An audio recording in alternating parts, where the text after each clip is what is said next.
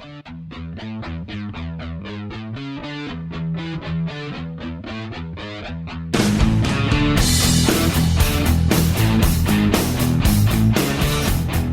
morning, good evening, wherever you are. I'm Aaron, and I'm here with Brian. Hey, everybody.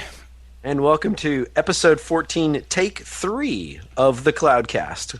We're coming to you live from our massive Cloudcast studios here in Raleigh, North Carolina. This week, we have a special news and commentary show for the third time. Wait a minute. No. We had a special guest, right? We're having Chris Hoff on today, aren't we? That was take 1. Oh, wait. Hoff, are you out there? Chris? You coming on? Hello? Yeah. Nothing. And then, what was take 2? Well, take 2, we did this for a while, and then we realized 5 minutes in, I usually record it, and you were going to record it, and then you weren't recording it, and then we had nothing, so... All right, it was really, really good. Yeah, that was the best show ever. That you'll never hear. Yeah. We don't even have it on bloopers. This sucks. All right, well, take 3. Here we go. All right, man. Well, cool. We're doing news and commentary tonight, huh?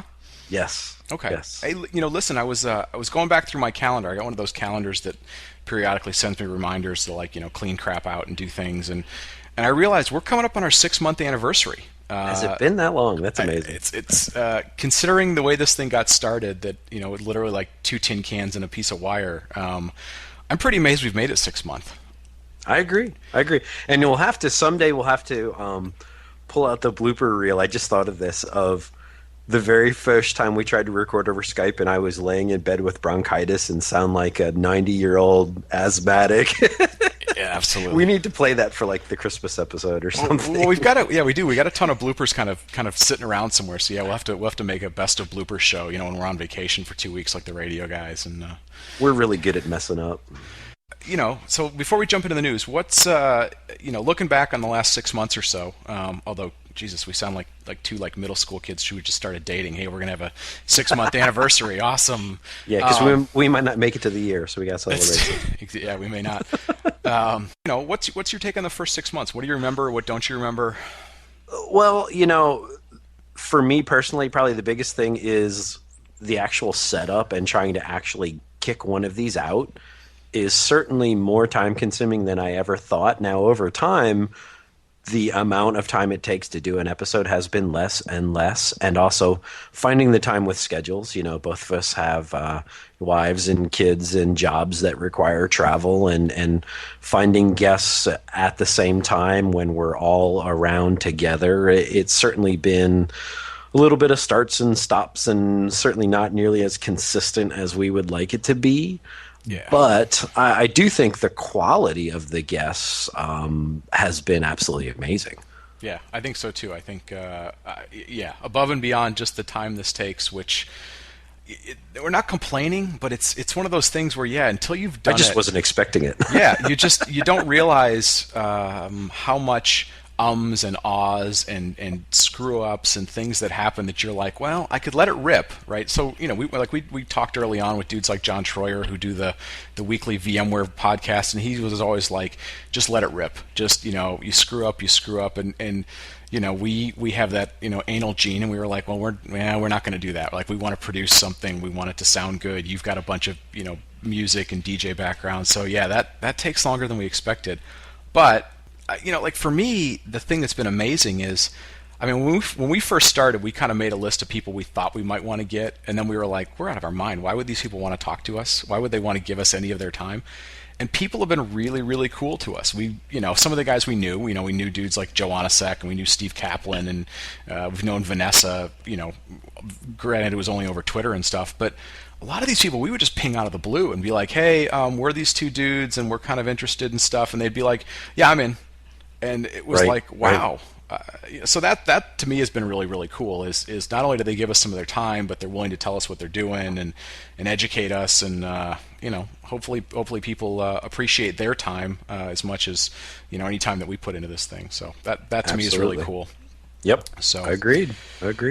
So the other thing, I thought maybe we'd do a little bit of a teaser. So we're in 6 months. We've had some pretty cool guests. I'm kind of surprised that we've had as many guests that talked kind of purely about software.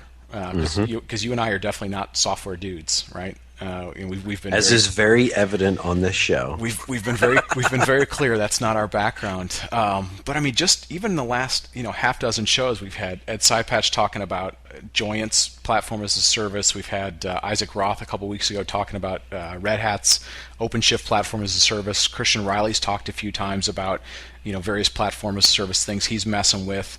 I know we've got some listeners who have pinged us, wanting us to get the guys from Cloud Foundry on there. So that's cool. I mean, I like that. I mean, we had Rodrigo Flores on the one day talking about service catalogs, which is purely a software play. So I thought at first we were going to talk a lot about like converged networks and stuff like that, but I'm happy. I like kind of where it's going. I think hopefully it fills a niche for some people. So the other thing I wanted to jump into before we jump into a bunch of news is, and are you cool with me kind of giving a little bit of a teaser of what we might be doing? Yes, absolutely. Let's do that. One of the things that you just mentioned it, right? Like we're always trying like crazy to get people to come on the show, and scheduling's always sort of challenging because people are working and traveling, and you and I have to coordinate schedules. But there's been a lot of people that we've been trying to get for a long time that said they'd come on, that are going to come on pretty soon, and I'll say pretty soon, knock on wood, in the next. Potentially next week, potentially next couple weeks, potentially in the next month or so. So let me throw out a few names of people that are going to be coming on or are scheduled to come on. So Peter Eulander, formerly of Cloud.com, formerly the CMO and one of the founders of Cloud.com, is coming on. So really cool dude. It's going to give us a sense of where they were and then hopefully what they're going to be doing with Citrix. We'll explain where the Citrix and Cloud.com tie-in comes in. So Peter's going to come on really soon. We've been trying to. We were joking around about Chris Hoff, a few minutes ago. Hopefully, we can get Hoff to come back on to talk about cloud security, which was sort of like the top of our list of things that we wanted to talk about 6 months ago. We haven't had a chance to talk about it yet. So hopefully, we can get Hoff to come on and talk. He was supposed to be on this last week, except we screwed up the time zones because he decided to move to the left coast. So he's going to come on. We've got some dudes from Dell that are going to come on. So we're trying to finalize names on that, but there's some dudes from the Dell Data Center Solutions and Cloud team that are going to come on and talk about some of the cool things they're doing. We're going to get Scott Sanchez from Rackspace to come and talk about OpenStack. So we've been bugging him for a long time, and he's another guy who decided to move and has had crazy things. So we're going to have all those guys on. And then the other thing that's been... Plus also Cloud Foundry and Project Horizon. Yeah, we're going to get we'll get those guys on definitely before VMworld, which is coming up here in less than a month or so. Mm-hmm. The other thing that's been kind of weird, like I never expected this, but I guess it's kind of cool. We've been getting emails from people, various groups. Sometimes there are these outside agencies that work on behalf of companies, but sometimes it's just the founder of the company themselves, and they're like, hey, I heard about you guys, I listened to your show, and I'd love to come on and talk about my company. And they're in the space. Some of them, do things like management and monitoring and stuff that's really operational, and other guys are doing variations on products that big vendors are doing. So we're going to start having some of those guys if hopefully people are cool with it.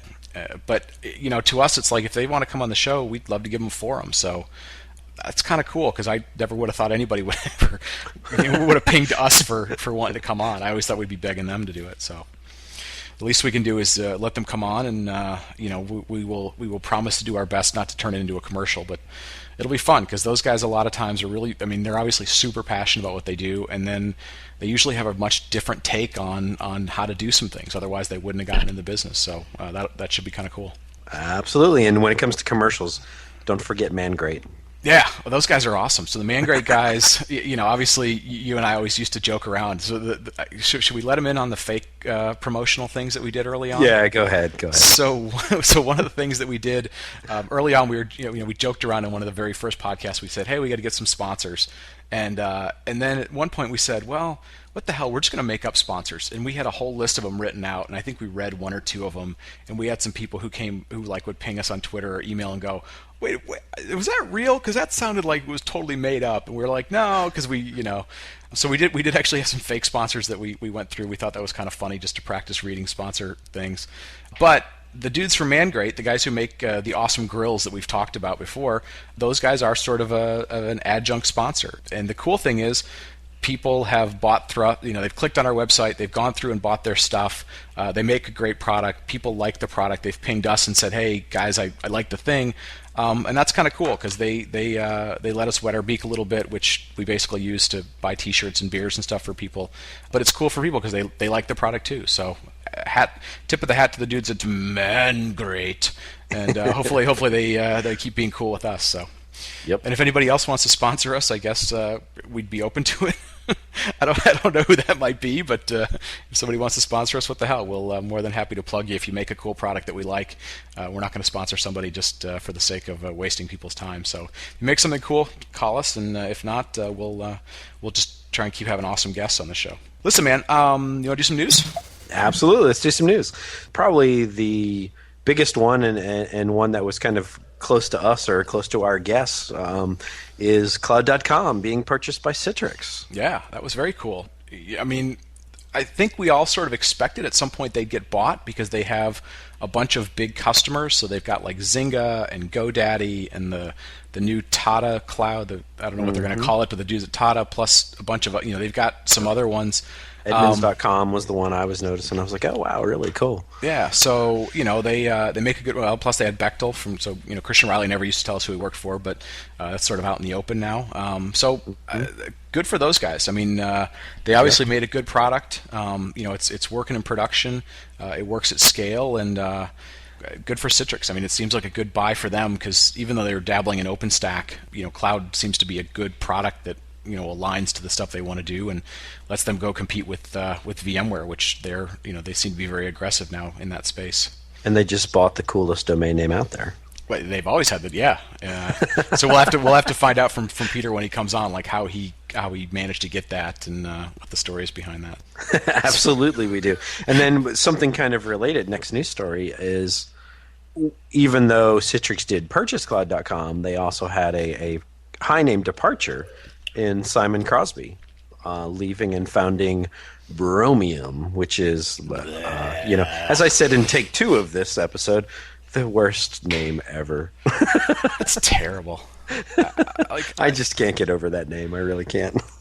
No, it's. I hope their product kicks ass because the name is terrible, and maybe you can get over it. But it looks like it's going to be a security company. Sort of has some sort of hypervisor / browser kind of tie-in, but they've been really vague about it. So people, and you've noticed Simon has restarted the blog and restarted the bashing, and yes. Typical Simon, and hey, that's cool. Don't get me wrong. I'm not faulting him for it. He likes to stir the pot and at the same time generate attention.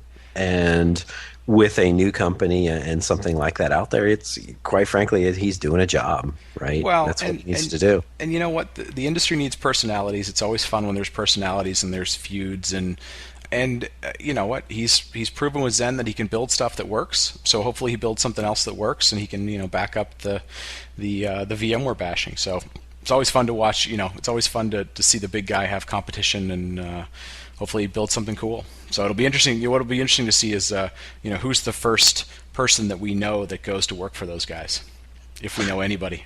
Although we don't know squat about security, so probably nobody we know. But maybe Hoff. Who knows? Right. Exactly.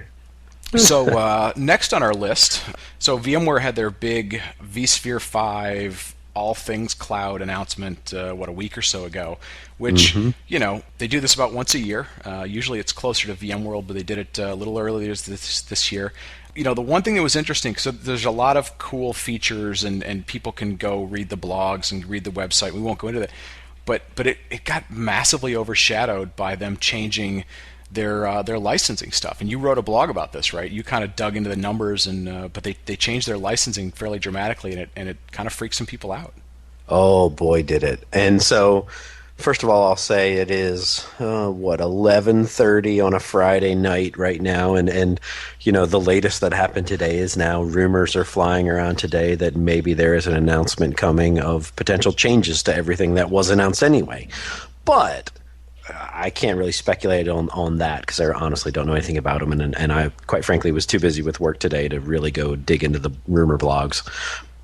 What is going on is VMware has basically, whether you're scaling out or scaling up, putting a whole bunch of small servers with a little bit of memory or putting bigger servers with larger amounts of memory, either way, VMware is going to get a cut. And I kind of did some math on it, and it was one versus the other, because a lot of people were saying, well, you can't scale up anymore because it's just dead. You're the cost is simply going to be too much. And if you factor in the full big picture of hardware and Microsoft licenses, if you are indeed running Microsoft VMs and you don't have an enterprise license agreement and all these other things, right? There's a lot of other factors to consider where you might still come out ahead, or it'll certainly still hold its own, right? But a lot of people are mad no matter what, because VMware is going to take a cut. And it's an area they didn't take a cut in before. Well, and for anybody who hasn't kind of jumped into this with both feet and try to figure it out, I mean, in essence, what they're doing is they're now charging you based on how much memory you have in your clusters of VMs, right? That's the big difference. It's CPU plus how much memory you have. The thing to me that jumped out that was sort of interesting, and you've done more sort of doing of the math to figure out if it costs more or less, but the thing that kind of jumped out at me was, their big push this year is, I want to see you move from kind of your lower tiers of applications, or what sometimes folks call like crapplications or whatever, to, we made all these changes. We support huge amounts of RAM, like a terabyte of RAM, and they support like 10 or 12 cores or something, or per VM. I mean, like you can support what they call monster VMs now, and the characteristic of those monster VMs is always crap loads of RAM, right? Because either the application's written and it gets leaks, or it just is a memory hog. And I would have thought, geez, I mean, I understand they want to push into that space, but I would have thought they wouldn't have necessarily made a big pricing red flag go up to that might push people over that edge of saying, yes, I'll go virtualize my Oracle application, my SAP application, my whatever my huge tier 1 application is. Because it's like, forever it was, well, the hypervisor's attacks. Okay, they fixed that, and the hypervisor is super fast now. Then it was, the hypervisor can't deal with high availability. Okay, that's really rock solid these days. And then it was, the hypervisor can't handle monster VMs. Okay, well, that's, to be fixed in vSphere 5, and now all of a sudden it's like, oh, and let me throw price right back at you as being yet another potential barrier. So, right, and think about this. Here's two areas of concern around this pricing that I came up with. Is one of the big things is the way people get introduced to virtualization is that whole concept of low hanging fruit. Yep. The things that are easy to virtualize, but at the same point, if everyone is worried about potentially having to be, V-taxed on the RAM, as everyone is, that's the phrase everyone is using, maybe they don't go after the low-hanging fruit, or maybe they use an alternative hypervisor for the low-hanging fruit. That is one area of concern. Another area of concern is because what it is the memory is taken out of the pool. Everything is kind of pooled together, and then memory is pulled out when a machine is powered on, and that memory is consumed at time. Whatever memory is allocated is kind of consumed and taken out of the pool. Well, what if you have a whole bunch of applications that are on a 4 gig server, 8 gig server, when it's only using 3 or it's only using 2, and so there's all this potentially wasted VRAM because you didn't allocate your machines correctly because you had all this space or you had all this memory, and so there's a lot of readjustments that potentially could be going back and right sizing of VMs. That are out there today. Somebody that you did a physical to virtual conversion, you're just like, whatever, just leave it at whatever it's set at. And there's going to be a lot of that going on now as well, of revisiting all of those virtual machines and really figuring out, is that memory allocation that is on there the proper size? Yeah, that's the one thing I've sort of seen in trying to read the sort of second tier of blogs that have come out that have gone, okay, let me get past the hype or the anger, and let me try and see how this gets justified. And it seems to be that VMware is trying to tell people, or they're trying to push through their various consultants, that this is really about you getting back to right sizing and properly sizing the VMs you have, and then better utilizing the resources that you're paying for, because most likely you were a little bit sloppy, or you were a little bit not caring about how much you used, and now they're like, you need to be thinking about that. You need to be driving higher utilization and so forth. So I think their timing may end up becoming genius, because if they had done it at VMworld, they would have basically probably lost the show, because everybody would be talking about licensing, right? I mean, it was a week-long thing. It may all be settled down by the time they get to the show, and people can get back to learning the features and going to the huge labs and doing other stuff. So it might turn out to be genius, or it might. I think I saw a tweet from a guy actually from VMware, and he said, our revenue our next quarter, the next couple quarters might be up 50%, or it might be down 50%, and it'll all be directly tied to basically VRAM and vSphere 5. Yeah. So and I think it was, I want to say it was Jason Nash. Jason Nash put it out on Twitter, and it was hysterical. He said, because when all the rumors are flying around today that they might potentially change some of the licensing, that this could quickly become the new Coke for VMware. It's classic Coke versus new Coke. Yeah, could be. So let's get off of VMware. Let's move on to some other stuff. So Dell has been doing a lot of interesting / you're not exactly sure what they're doing things. So they bought Compellent, and they bought Force 10, right? They bought so they bought a storage company a couple months ago. They buy Force 10 like a week ago, big 10 gigabit super low latency switches that run commodity hardware in essence. So they're kind of doing some things in the building out product space, and then they bought, what's the name of the company? It's like Bimbo or Bingo or something. I'll have to look it up. But they bought basically a software as a service kind of platform that you weren't totally sure how that was going to fit. We talked a bunch of months ago about how they are building out like a dozen or 24 big data centers. So you start looking at it, you start going, okay, some of the pieces are kind of coming together. And then this week, they came out and they formally announced their distribution of OpenStack. And they also, which is a big deal. They're sort of like the first really big company to have a formal distribution of OpenStack. So even though Citrix had announced a project, I think it was called Project Olympus or Project Olympic, that they were going to do a formal thing, but it's not out yet. So they've sort of beaten Citrix to the punch in a formal distribution. And the other thing was they had a really cool deployment tool they used. It was called Crowbar, and they've showed it at a bunch of the shows. They've showed it at the OpenStack conference. I saw it out in Santa Clara a couple of months ago. They open sourced that, so they put that out in the community. So that's pretty cool. I mean, that means they're very, very serious about this. And that'll be one of the things that we talk to the Dell guys on, in a few weeks whenever we get them on. But the OpenStack thing is going to be kind of interesting. And I'll say this too: Dell almost feels like IBM did in embracing open source and the open source community back in 2000 through 2005, 2006, somewhere in there. And I was at IBM at that time, and that was VMware was coming into its own. But all you also heard from IBM was, everything's going to be open source, and they were writing open source tools and actively contributing to the community. And Dell embracing OpenStack really feels a lot like that movement of, basically that started 10 years ago with IBM and open source.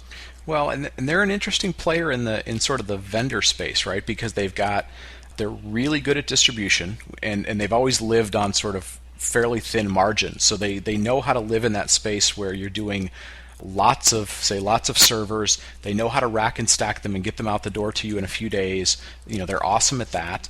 They've never played very well with the channel, right? They've always had that direct versus indirect kind of conflict that various channel partners have, always kind of shied away from Dell about, which may end up becoming a good thing for them, because, we've talked before, to be a channel partner these days, you're not exactly sure where you're going to live, right? Are the guys going to, the service providers going to go over the top from you and do software as a service and platform as a service, or are you still going to be a big part of the thing, or whatever? For Dell, they don't have that channel conflict when they start saying, hey, I want to be basically a cloud provider. So they're in sort of an interesting position. I don't know how it'll turn out. There's a lot of pieces to put together and a lot of execution, but some interesting pieces from them.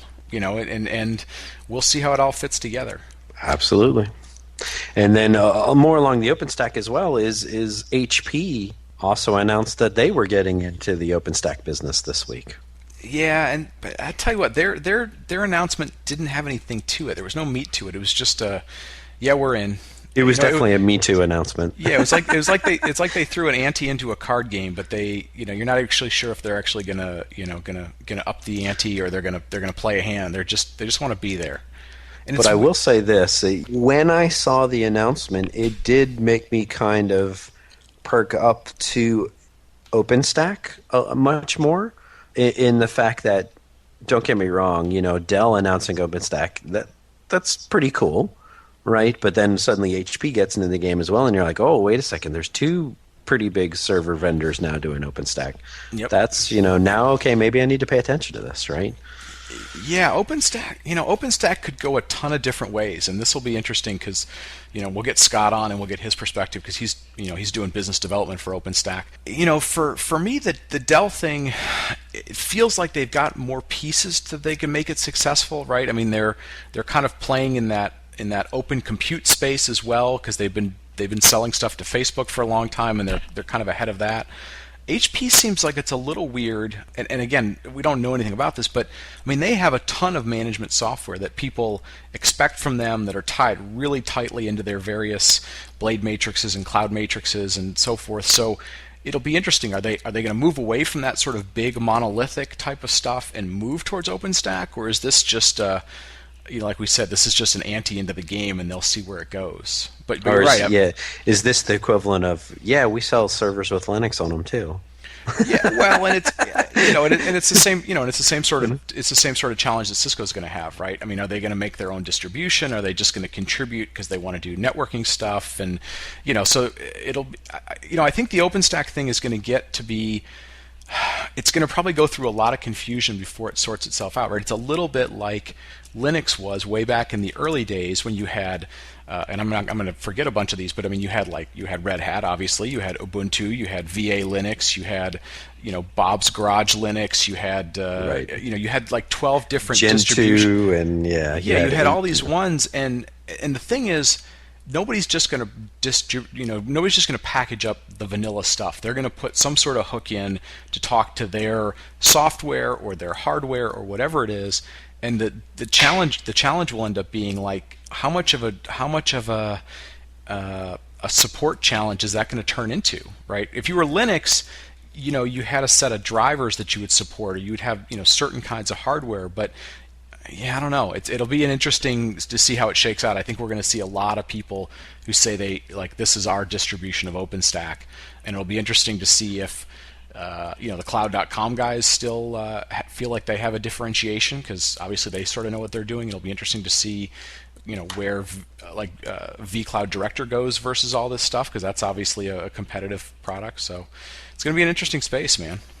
And and to kind of lead into the next story, where does Nebula fit into all of this? So tell us a little bit about Nebula. Well, first and foremost, and a few of us joked around on this, there's a whole crapload of companies whose name sounds just like this, right? There's already Nimbula, there's Open Nimbula, and now you've got Nebula, and people are joking around. There's going to be Mehbula and Nubula and crap like that. But the Nebula guys are interesting because they are the dude who started it was the former CTO at NASA. So obviously OpenStack started at NASA. They've been running it there for a number of years. So this guy's got some chops. He knows what he's doing.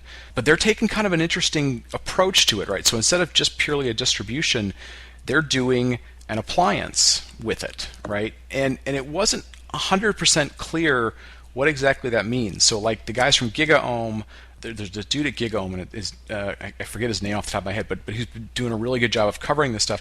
He sort of made it out like it's going to be a distribution that's going to be like an appliance box, a physical hardware box, but it was going to have hooks into things like Arista's software, right? So Arista has some pretty cool ways of not only doing top of rack switching, but hooking into how to deploy servers.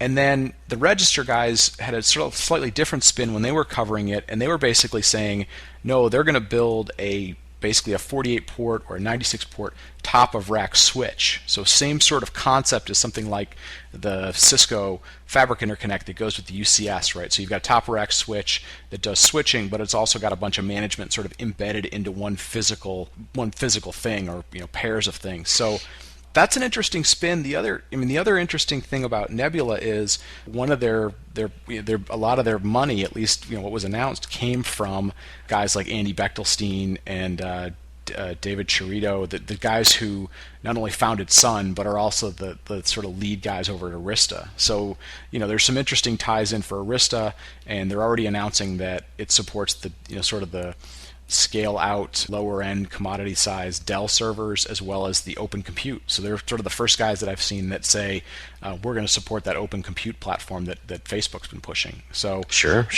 Yeah. And one of my big things that kind of immediately jumps out at me, though, anytime I see this with a hardware appliance, I understand why companies do it, but at the same time, especially for a startup, it's such a headache when you're developing a hardware-based product, because you have manufacturing considerations, you have prototyping considerations, you have all this other things when it comes to actually building and shipping a physical product versus a more soft product or more of like a software stack, right? It's much easier to rev something like that than it is a hardware appliance. A hardware appliance, you got to do a good job the first time on that, and that's not easy. Yeah, the flip side of it is if you're going to end up supporting it, and if you're going to do something that you're going to support as like a performance-driven thing as opposed to just how you ship it, you do want to have some clue of what you're shipping on. But yeah, I hear you. I mean, if you've only got so many VC dollars or startup dollars, and going through a lot of revs of hardware and having to build out your own internal labs to test against is it's pretty just a expensive. very capital-intensive kind of project. Yeah, it really is. I forgot to include one on the list, but now that I'm thinking about it, the other big acquisition that went on this last week or two was Intel bought a company called Fulcrum Technologies, I believe it was, and Fulcrum is sort of the yin to the yang of Broadcom. So Fulcrum do network on a chip, switch on a chip sort of stuff. They're the other big name in sort of commoditized network-based hardware, and it'll be interesting to see what Intel does with that. But I mean, in essence, Intel is sort of going, okay, if the world's going commodity, I already have a ton of the x86 market, which is kind of fluctuating depending on what's going on in the mobile market, or we're seeing a lot of people doing different kinds of like ARM-based processors for CPUs, but they're now getting in on a huge scale to doing switching fabrics and switching silicon and stuff. So that's going to be an interesting to see where that goes. I think from what I remember, Arista uses the Fulcrum chipset. I don't remember who else does. I know Cisco and Juniper don't. I don't know what Huawei uses, but that'll be another interesting kind of acquisition to see. I mean, that's probably something that's going to take 6 to 12 months to kind of flesh out, but that's going to be another one to see if Intel. You always wonder about Intel, like how much of the white box market are they going to get into? I've heard a lot of rumors about them kind of dabbling at the edges of potentially trying to get into switching white boxes and compute white boxes and so forth. So that'll be an interesting one. Absolutely interesting. Cool. Any other interesting news, man? Because we're getting close to our limit that we're trying to have. Any other interesting things worth talking about? Nope, I think that's about it for this week. We're out of time for this week. A big thanks to everyone for putting up with us for the first 6 months. We're looking forward to finishing year one strong. You can follow us on Twitter at @TheCloudcastNet or reach us at thecloudcast.net, where you'll find links to the show and show notes. You can leave us a comment or send us an email and details on how to stream us on Stitcher. Thanks for listening. Thanks, everybody.